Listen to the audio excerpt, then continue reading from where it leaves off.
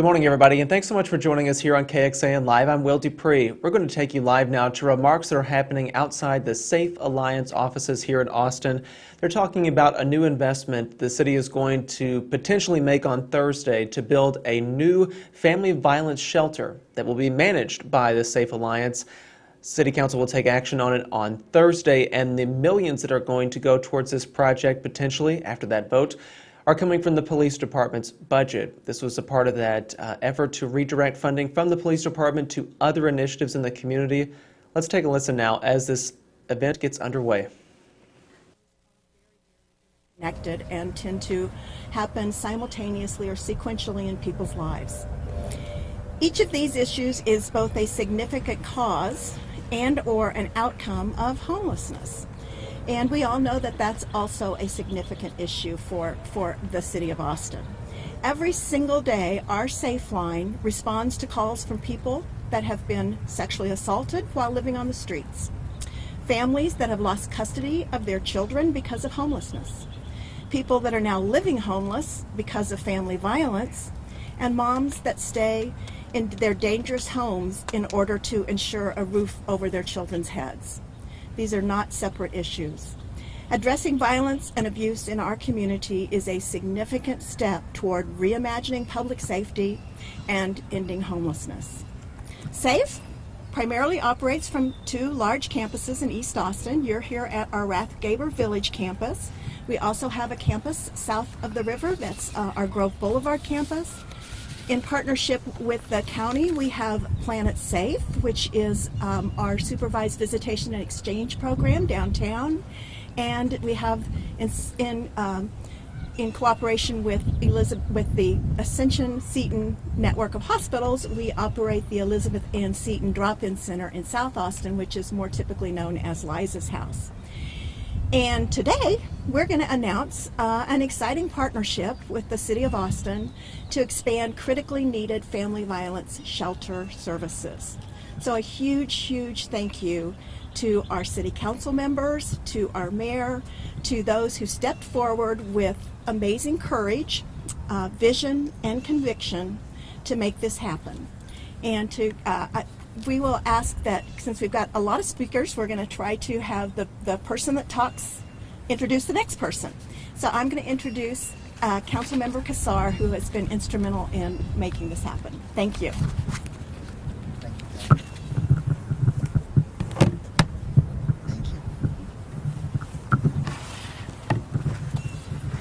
Good morning.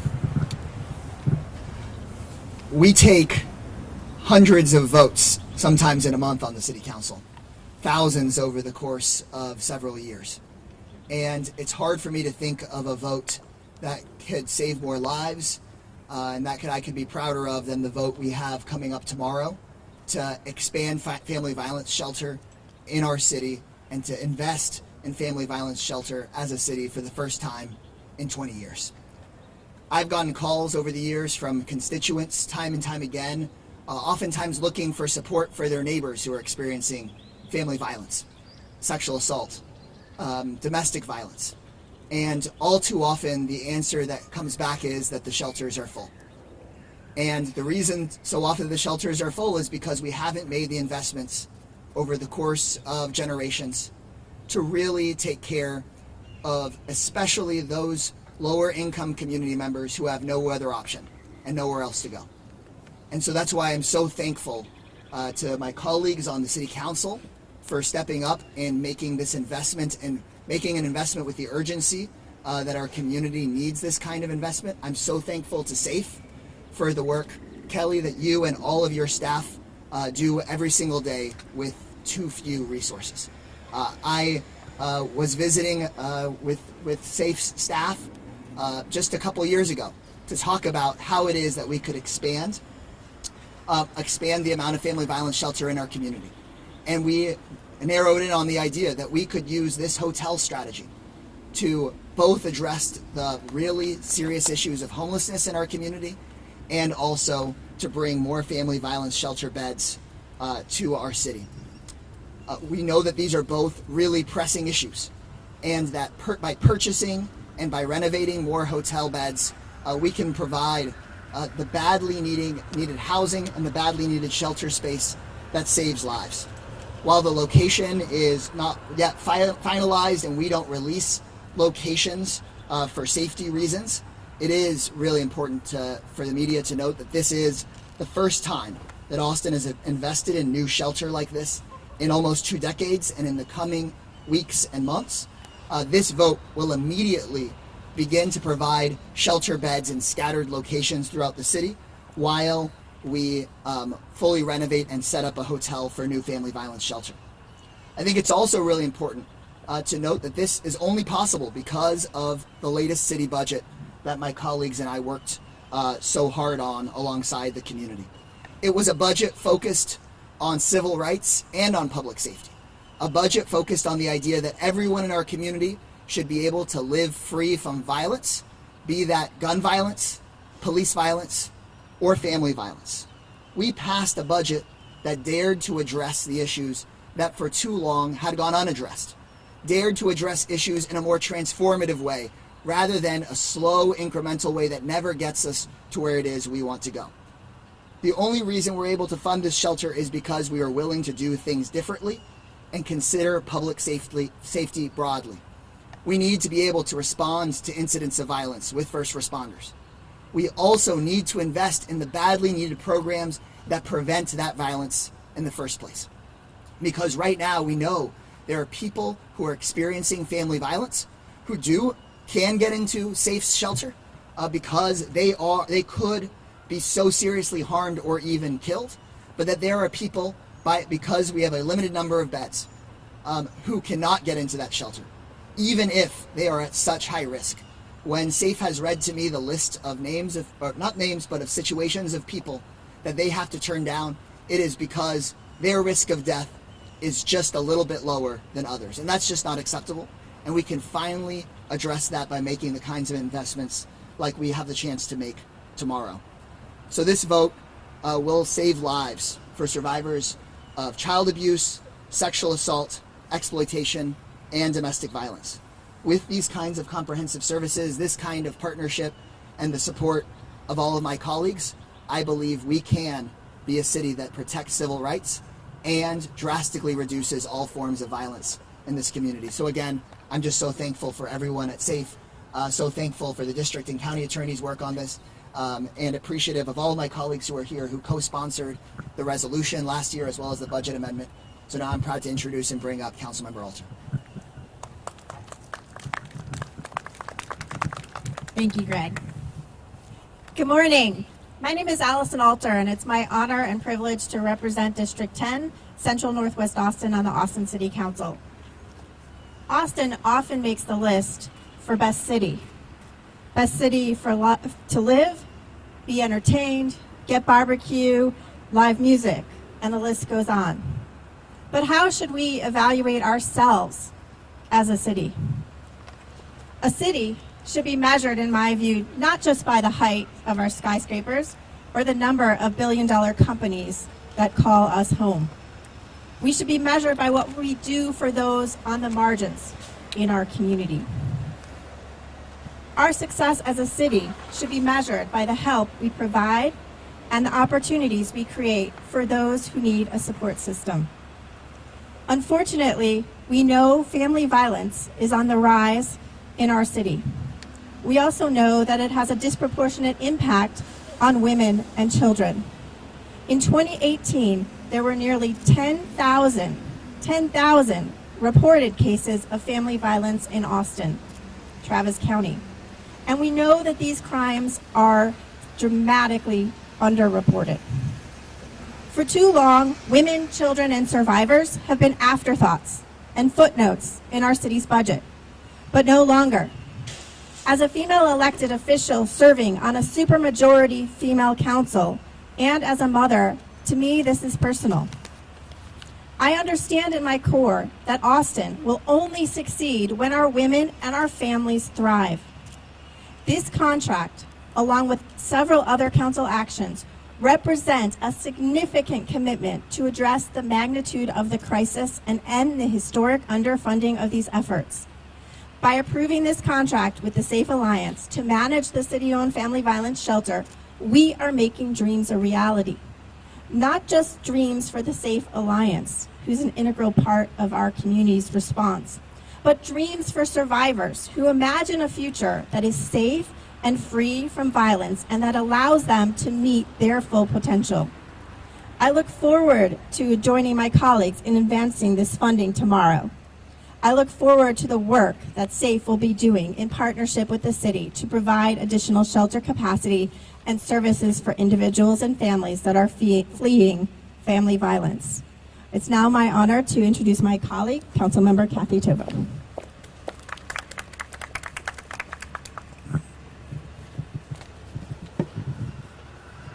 Thank you. I'm Kathy Tovo. I represent City Council District 9, and so it is my privilege to welcome you to District 9 here today.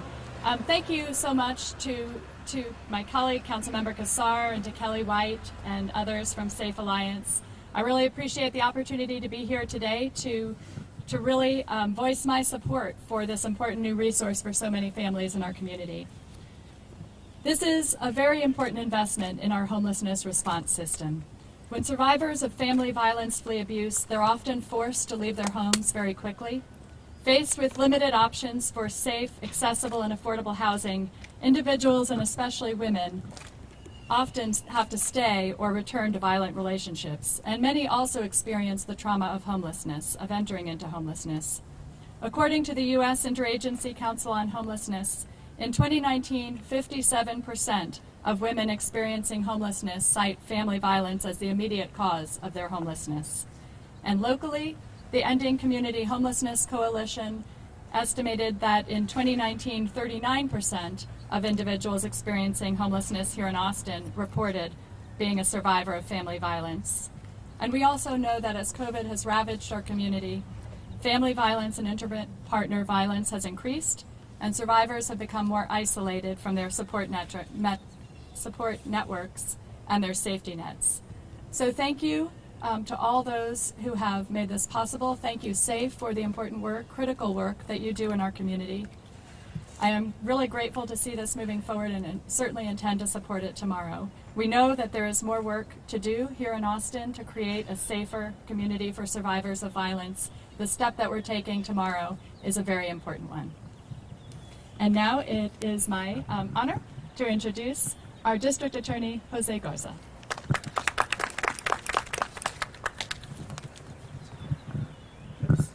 See if I can do this without. No problem.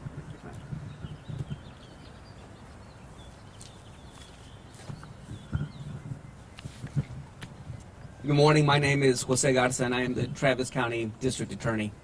I'm so grateful to be here with our partners at the Safe Alliance, with the Austin City Council, and with Mayor Adler to celebrate this historic investment in violence prevention in our community. At the District Attorney's Office, we are focusing our resources on the practices that the data suggests will keep our community most safe. First, we are focused on prosecuting crimes of violence, like gun violence and violence against women. Since the start of this year, our office has secured over 350 indictments for crimes of violence, including murder, kidnapping, sexual assault, aggravated assault, and violent crimes against children.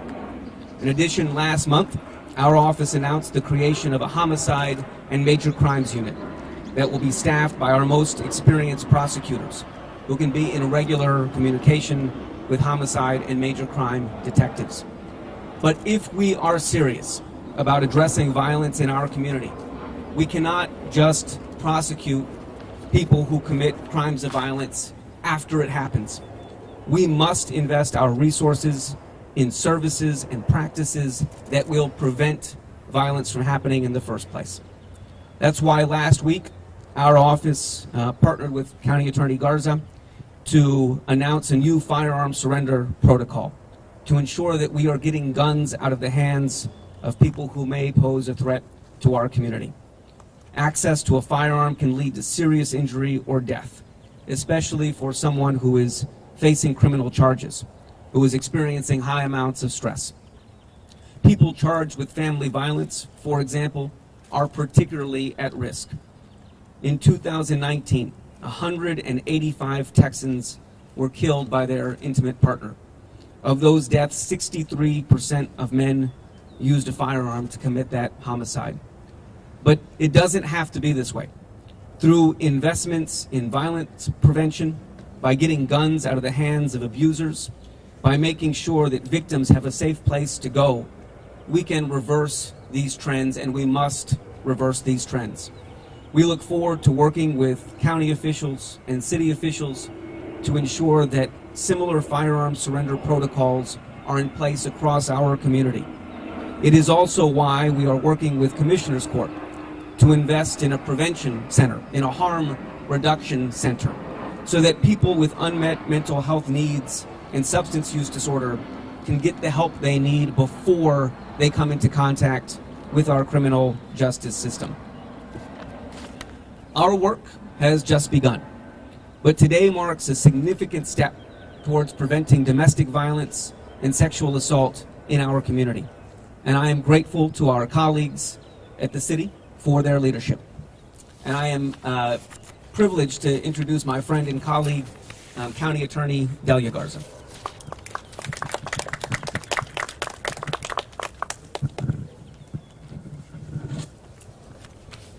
No relation, but my dad is Jose Garza as well.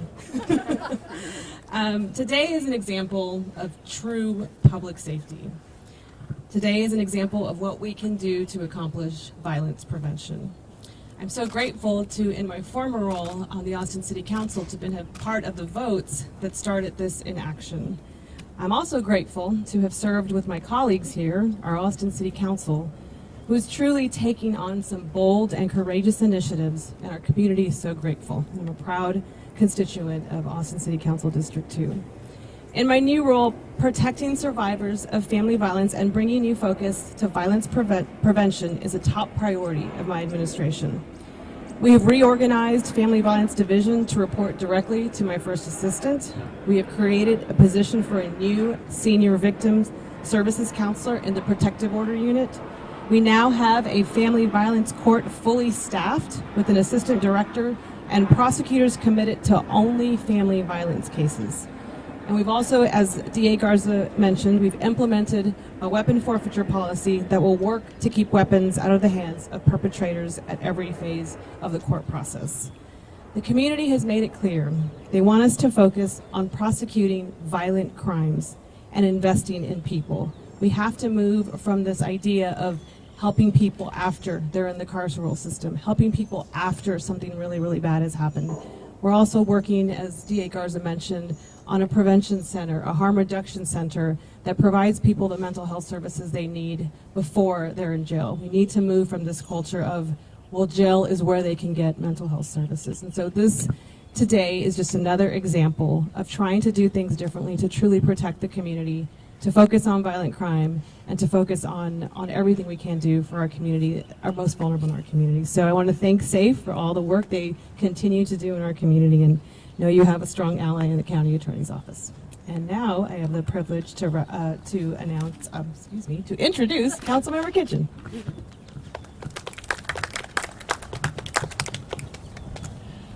Thank you all.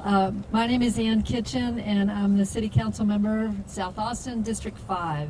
And I want to say that I am proud to stand up here with my fellow leaders in this community, with DA and County Attorney Garza, with my fellow council members, and with the mayor, and with the amazing, amazing people from SAFE. I had the privilege of being a Rape Crisis Center council many years ago, before they came together with SAFE. And I know and understand how difficult this work is, how it's been a long-standing problem in our community, and how as a community we can work together to be more proactive and address these kind of issues. So, you know, this project really is a great example of what we can do as a community when we think proactively, when we expand our thinking about what public safety is, when we think about how we keep people safe and how we prevent harm. So we can, and that's all about root causes. That's all about prevention, as others have said. Let's get down to what's really causing what's causing harm to people, and let's help prevent it and not just think about what we can do to address crime after it happens. As others have said, we know that a large number of people who end up on the streets, who end up being lost to our system, trauma and abuse is what contributes and what pushes them over the edge. By providing options like this family violence shelter, we can prevent families from being forced into homelessness altogether. We can provide a path out of homelessness.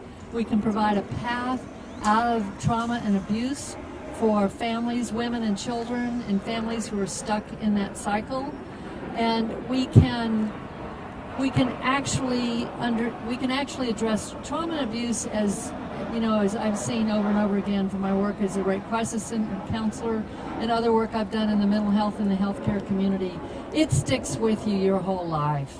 Trauma and abuse is something that scars someone forever, and helping them, giving them a path, helping them with a hand out of that situation, helping to prevent further trauma for people that end up on the streets and are homeless. That's what we must do as a community. And so I'm very proud to stand with my fellow council members, with the mayor, to take the creative, bold actions that we have with our budget to expand what public safety means, and to actually get to root causes, to address what have been long-standing problems in our community, long-standing issues. So I am proud to introduce someone who's a key player with SAFE. Ms. Simmons, I believe you are next.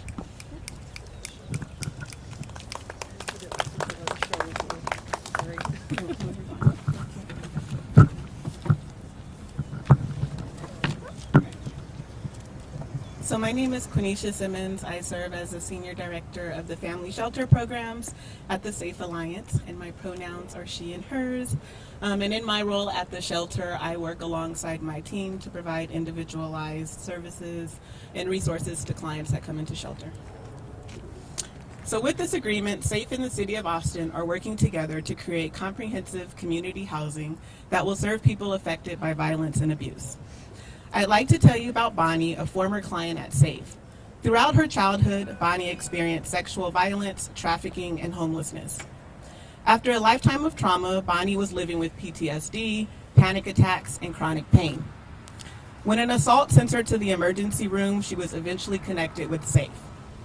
We got her into shelter, connected her with medical and mental health care, case management, peer support, and assistance to receive SSI benefits. Bonnie enrolled in our transitional living program and now has a safe home of her own. It's painful to imagine what Bonnie would be if we wouldn't have got her into shelter. By creating more shelter space in our community, we are not only providing a safe place for survivors of family violence, but we are also making it easier for vulnerable, oppressed communities to access resources that can help them heal from trauma.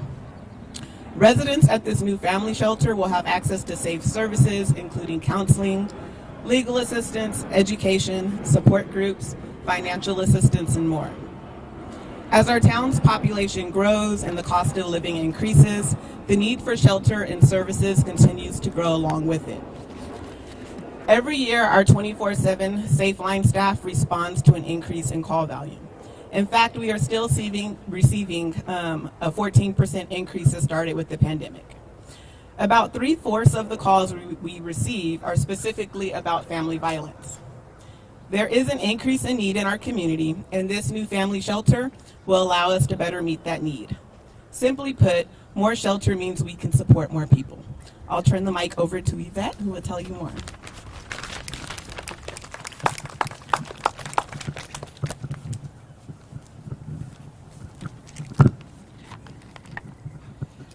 Hi, hello, my name is Yvette Ruin, and my pronouns are she, hers, and hers. And I serve as the Vice President of Residential and Support Services with the Safe Alliance. That includes our emergency shelter, our on-site charter school, our children's services, and our community resource advocacy program. Right here today in our community, people are making the impossible choice between an abusive household and experiencing homelessness.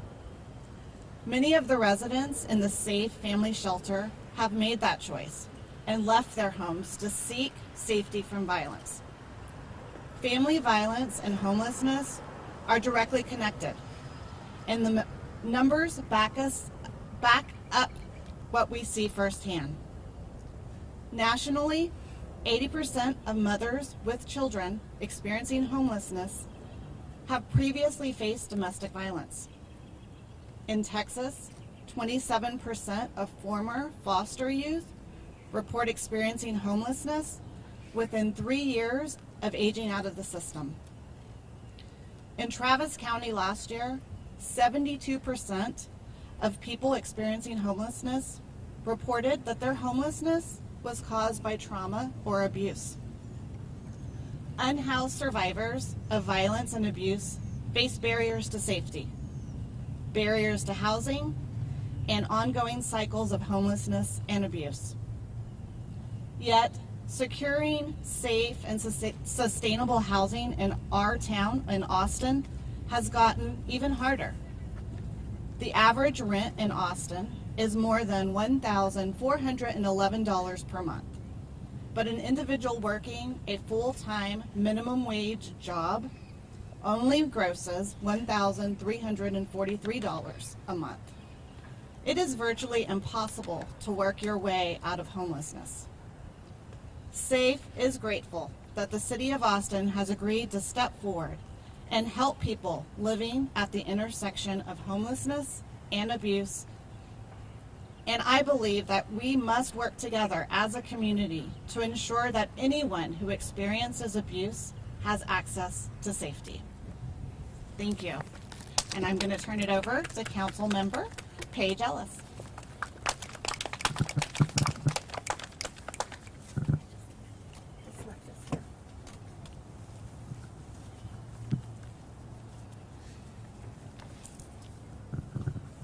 Good morning. I am City Council Member Paige Ellis. I am proud to represent District 8, Southwest Austin. The pandemic has impacted the entire world, but we've also seen the importance of protecting our community and to ensure victims of family violence have a safe place they can go if they need to leave a dangerous situation. With people isolating and quarantining in their homes for the past year, we saw rates of family violence increase, and with it, the demand on organizations like SAFE. It is encouraging to be here today to see this new shelter become a reality, and as we reimagine what public safety looks like for Austinites, I'm proud to have helped sponsor the budget item to make it happen. When we invest in preventive programs and shelters and give victims of family violence a place to go, we help make it easier for them to keep their lives on track safely. Thank you all for the incredible work you have done for our community throughout the years. It's really great to stand with my colleagues and other community leaders to do something like this today. And the next speaker is Nelia Roby, Board Chair.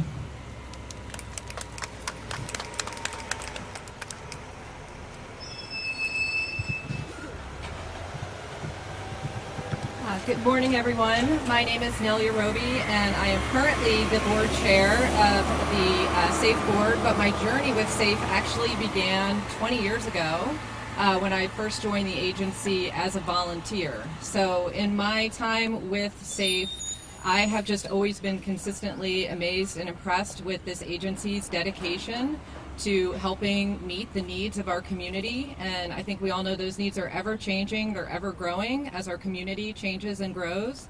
One example of this, I think, is several years ago when it became apparent that survivors of sexual assault were not, they did not have reliable access to forensic exams and medical care.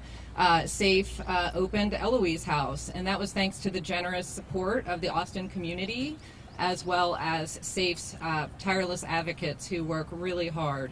And now what we're seeing is we're seeing the rates of family violence on the rise. You've heard about that.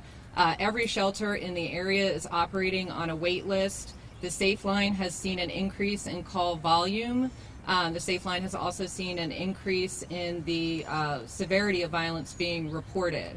So we're hearing more from people who have experienced strangulation, or who have been threatened with firearms, and both of those are major indicators of potential lethality. So when people reach out to us and they are literally in life or death situations, we need to be able to get them into shelter. So now with this family shelter, the City of Austin is creating more capacity to ensure that people in our community have a safe place to go when they need it the most. And the SAFE advocates will be there to be able to provide support to help those people heal. So on behalf of the SAFE Board of Directors, we are very excited about and grateful for this opportunity with the City of Austin. And with that, it's my great privilege to turn things over to our Mayor, Steve Adler.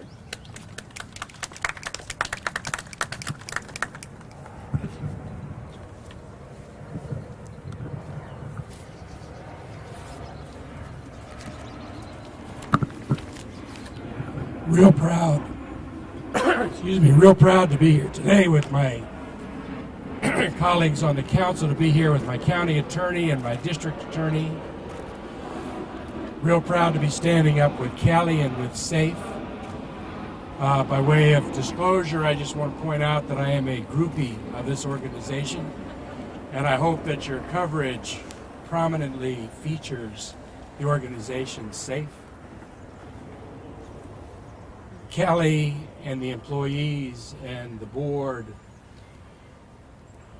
and the workers and employees of SAFE are community heroes, and they need to be recognized that way. I will also tell you by way of disclosure that my wife Diane is on the board and treasurer of SAFE. She wrote that part of what I just said. Not true. There are a lot of conversations happening in our community right now about public safety and crime. A lot of conversations about homelessness in our community. The future residents of this shelter, opportunity that is now being created, live at the intersection of violence and homelessness. To summarize what all the speakers have said going on before, there are a lot of conversations going on about what people see about violence and about crime, and fewer conversations about what we should do about it. There are a lot of conversations happening about homelessness and what people see, and fewer conversations about what we should do about it. If this community wants to know and wants to see what it looks like to do something about violence and crime and homelessness, this is what it looks like. The decisions to do this come out of the decisions that the council is making, that when we pass the budget to rethink how we approach public safety. This funding for this project came out of that conversation. As a community, we have to do everything we can to prevent, to mitigate violence and crime and homelessness before it happens. The community did this today, and the community should be proud. And with that, I'm going to turn it back to Kelly and to my colleague, Greg Cassell.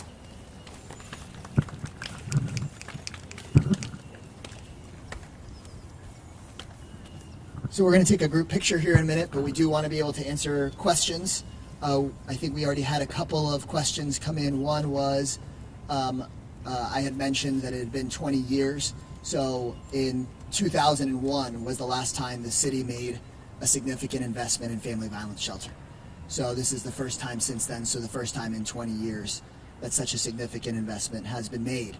So I'd like to echo the mayor's point that while there has been a lot of important community conversation about the city's budget last year, this is a clear example of the benefits of taking on a budget in a challenging way to bring forward to the community real solutions for safety. So that was one question. Another question that somebody from the press sent into my staff was, I had mentioned about dispersed beds versus the hotel. Kelly, I think you could lay this out if I get anything wrong, but my understanding is with this vote, we will immediately begin to be able to provide more shelter to families, family violence survivors, by having dispersed beds in existing buildings immediately while one of the hotels that the city is looking at could be renovated and set up as an expanded family violence shelter. So those were two of the questions we had coming. Kelly, does that all sounds right? Okay. Anything else? There's been media reports that did list an address, as you've mentioned and other people mentioned. There's obviously concern with that because this is a place for survivors to go to. Can you address that? Yeah, 2 points. First, it has not been finalized which hotel will be used. It could be a hotel. Plans could include, and we're looking at hotels in the city's current inventory that are owned or leased, or other hotels. But until the vote happens and plans are finalized, the final location has not been set, and then we don't tend to publicize the location of family violence shelters for those safety reasons. So I just want to respond to that pretty quickly. Can you go to the mic, please? Oh. We long ago realized that as we got bigger, that a lot of people knew where our shelter was. We have cab drivers, we have TIF streets, we have just many people that have been in the shelter. And so we recognized that our priority was about having about safety protocols, about built-in safety. And so we don't actually maintain a confidential location. We try not to publicize, but it's not confidential. And we work really hard with our community and with our neighbors and with our residents and our staff to make sure that we have really great safety protocols and safety built in. And while you're at the mic, just given the past year, it's been tough on everyone, quite as a safe statement, but then also looking at the data as to how much violence has increased as we see other survivors have deal with it. Also, how much of this needed in these moments after the past year of the event? How much? Sorry, this press conference is going to be called Planes, Trains, and Automobiles. I missed that part of the question. Data shows that abuse has increased this past year, as unfortunate as that is. Can you speak to how much this action right now is needed, especially after the past year? Well, we've had for a very long time, we've been operating with waiting lists, and I might turn this to Yvette, who might tell me if I'm wrong, but I do believe that at this point in time, if we are able to get to full capacity, it will address the need today, and at the same time as what we live in a growing community. And I would also say that we are hoping, as many of you spoke, about looking at families or individuals that are in dangerous situations before it escalates to a higher level of lethality. So this will add to the number of spaces that we can actually say yes to survivors sooner, and hopefully keep them from having to experience worse escalation. That is so important. Right now we work very closely with an interdisciplinary team with the county attorney's office, very critically important in it, and APD and some others. And basically we are taking those that are at absolute highest lethality risk. Wouldn't it be nice if we could take some of those before it gets to that point? When you're putting a shelter in a hotel, do you expect any challenges or differences in how you do security than the traditional setup? And I'm also wondering how, in the meantime, while this is being built and you have people in different, shelter situations throughout the city, how you maintain the same safety and security that they might have in an actual shelter, if that makes sense. It's a great question, and we've been doing this for a bit, so I'm going to have Yvette respond to it. Thank you. Hi. So some of the things that we're looking at, again, I go back to us doing a really good job of assessing and doing safety planning with our survivors from that initial contact on the Safe line. So it's 24/7, someone can reach out. And we want to do safety planning and assessment to kind of get an idea of what it is that's going on, what the risk factor is, what the lethality looks like. For those that are at our highest risk and at higher levels of danger, we're going to continue to have those individuals stay in our most secure property, in our most secure shelter. For those that might have a lower risk, perhaps there are some other mechanisms through the law system, through separation, through where that person that's used abuse now is. maybe we can have those individuals and families move into a space that is not as secure in terms of the gates and all of those mechanisms. But we're going to be looking at how do we really space people out, and what is their individual needs that they have. And because now that we have more space and more staff, again, because of the generosity of this partnership, we'll be able to do that. Can we ask, how many people are you hoping to shelter when we do have the hotel in place, and how many, in the meantime, how many more are you hoping that this takes care of? Oh, and can I tack on also, how long is the wait list to get help from SAFE right now? Sure. So it's hard to say the exact wait list in terms of time, because again, anyone can call at any moment with a higher level of risk, and so those are the individuals that we try to get in ASAP. It is very likely on any given day that our wait list could be just as many people, both adults and children, that we actually have in our program right now. And so on a typical day, we may serve about 90 individuals. Again, that's adults and children. Right now, we did have to lower the census just slightly because of COVID precautions. We were able to do some off-site sheltering, partnering with the hotel, and so that helped us with the numbers. So we were able to start looking at how do we do scattered site shelter, and we've been doing that. Right now, that has given us about 10 to 15 additional spaces off-site, and with this new partnership, we are hoping to get to a place of going anywhere from 30 to 50 additional spaces. Now, once we get into the building, that will really give us, we'll have to look at that in terms of what that renovation looks like and how many individual spaces, and then of course, what do the households look like. You guys do such amazing work. For a city as big as Austin, though, 90, the numbers, they seem so low. I mean, how needed is it? How many more people do you have in need than what you're able to house?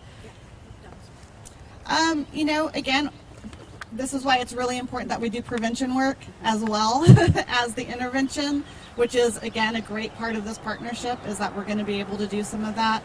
Our hope is, our mission is stop abuse for everyone, so we really do want to continue to do the work so that we don't have to do it anymore. And so it's hard to say exactly what that number is. But I would hope, again, that with this new shelter and more spaces, that we'll be able to help people before they are at more serious risk.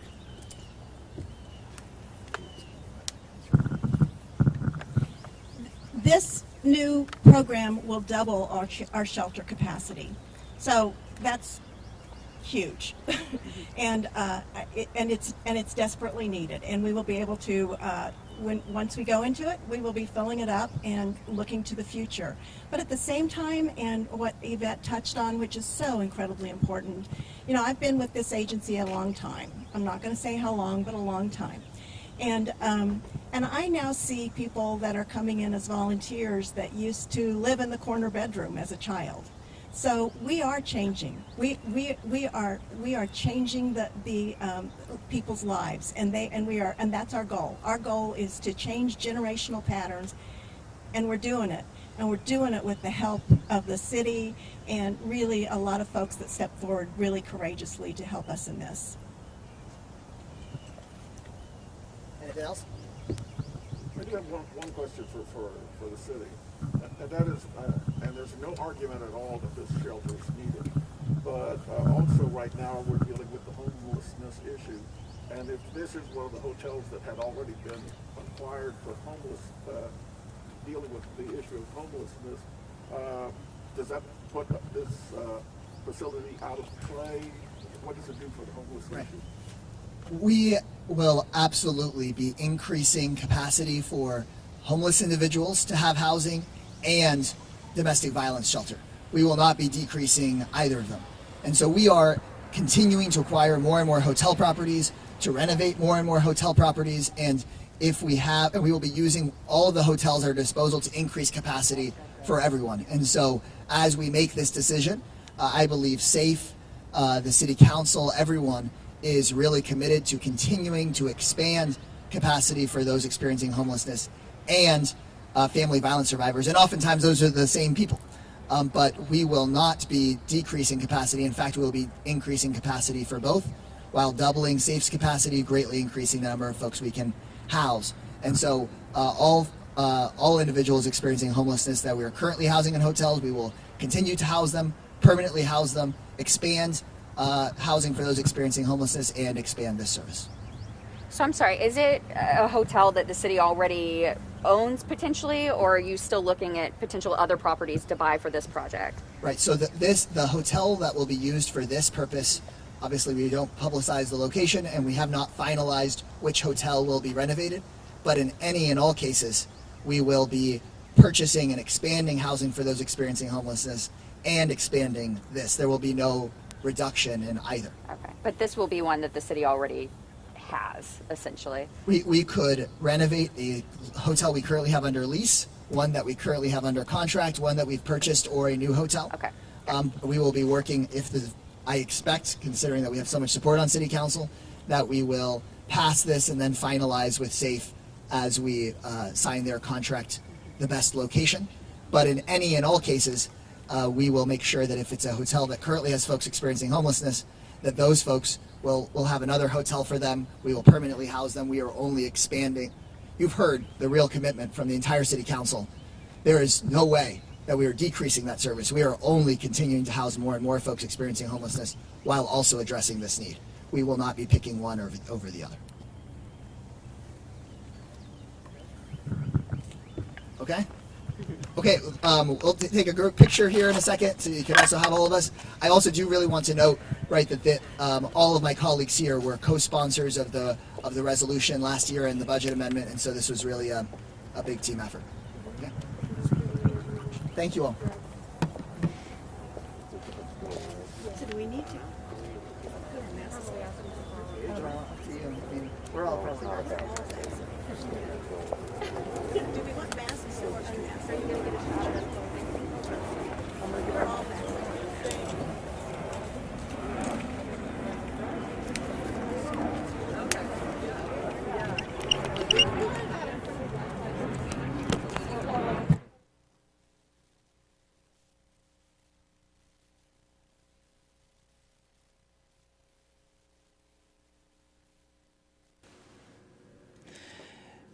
As we lose our live picture there, I just want to say thank you all for sticking with our stream as long as you have. I'm Will Dupree here in the KXAN live studio. There you heard a string of Austin City Council members, 5 in total, including Austin's Mayor, Steve Adler, and the county and district attorneys, speaking about this action that will be taken tomorrow by the City Council. They are set to vote on a new item that will ultimately fund a hotel that will become a family violence shelter. The city will partner and allow the Safe Alliance to manage the facility and provide resources and services. The money that's going to be allocated towards this project, about $8.1 million, is coming from money redirected from the Austin Police Department in this most recently approved budget. This is, again, an effort that is ongoing with the city, so we wanted to jump on and share this particular development because the vote for it is happening tomorrow. So they'll vote on executing this agreement with the Safe Alliance to run this particular family violence shelter. And Councilmember Greg Gosar has said this is the first investment in a shelter like this since about 2001. You may have also heard that our reporter, Jacqueline Powell, was there at the news conference asking a few questions of both the Safe Alliance and City Council. She's going to have this story for us later tonight on KXAN News, so you can tune in then to find her full report about this effort. We will continue our reporting on our website, that's KXAN.com, and on the KXAN News app. You can download it and find all of our resources there too. Thank you all again for watching. I'm Will Dupree here in the KXAN live studio. We'll see you back here at another time. Please be safe and healthy out there and take care.